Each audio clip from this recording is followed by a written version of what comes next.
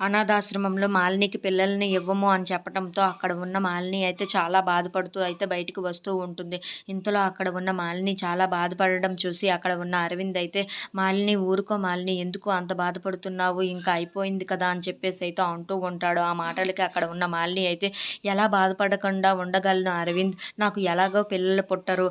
ఎలాగని పిల్లల్ని దత్తత తీసుకుందామంటే ఆ భాగ్యతం కూడా కలగటం లేదు నాకు" అని చెప్పేసి అయితే అంటూ చాలా బాధపడుతూ ఉంటుంది. అది చూసిన అరవింద్ అయితే, అయినా మనకి పిల్లల్ని ఇవ్వకపోవటం ఏంటి? ముందు రోజు వస్తే ఇస్తామని చెప్పారు. ఇప్పుడు వస్తే ఇవ్వనని చెప్పారేంటి? అని చెప్పేసి అయితే అనుకుంటూ ఉంటాడు. ఇంతలో అక్కడ ఉన్న మాలిని అయితే బయటనే ఎక్కడో ఎంక్వైరీ చేశారంటున్నారు కదా! ఎవరు చెప్పారో ఏమో అని చెప్పేసి అయితే అంటూ ఉంటుంది. ఆ మాటలు వినగానే అక్కడ ఉన్న అరవింద్ అయితే, మన కోసం ఎవరు అబద్ధం చెప్తారు? మన కోసం ఏవైనా చెప్పడానికైనా మన కోసం ఏమీ లేవు కదా! అని చెప్పేసి అయితే అంటూ ఉంటాడు. ఆ మాటలు విన్న అరవింద్ అయితే, సరే ఇక్కడ ఉన్న సెక్యూరిటీని అడుగుదామని చెప్పేసి అయితే సెక్యూరిటీ దగ్గరికి వెళ్ళి, మేము వెళ్ళి వచ్చిన తర్వాత ఎవరైనా మా కోసం వచ్చారా అని చెప్పేసి అయితే అడుగుతూ ఉంటాడు.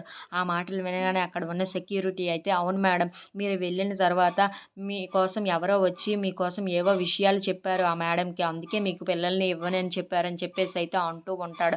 ఆ మాటలు వినగానే అక్కడ ఉన్న అరవింద్ అయితే, ఇక్కడ సీసీటీవీ ఫుటేజ్ ఉందా, ఎవరో అతను కనుక్కుంటాము అని చెప్పేసి అయితే అడుగుతూ ఉంటాడు. ఆ మాటలకి అక్కడ ఉన్న ఆ సెక్యూరిటీ అయితే సీసీటీవీ ఫుటేజ్ మొత్తం చూపిస్తూ ఉంటాడు. ఇంతలో అక్కడ ఉన్న గౌతమ్‌ని చూసి ఒక్కసారిగా షాక్ అయిపోతూ ఉంటారు. ఏంటి గౌతమ్ మా కోసం పిల్లల్ని ఇవ్వద్దని చెప్పాడా అని చెప్పేసి అయితే అనుకుంటూ ఉంటారు. If you like this video please like, share and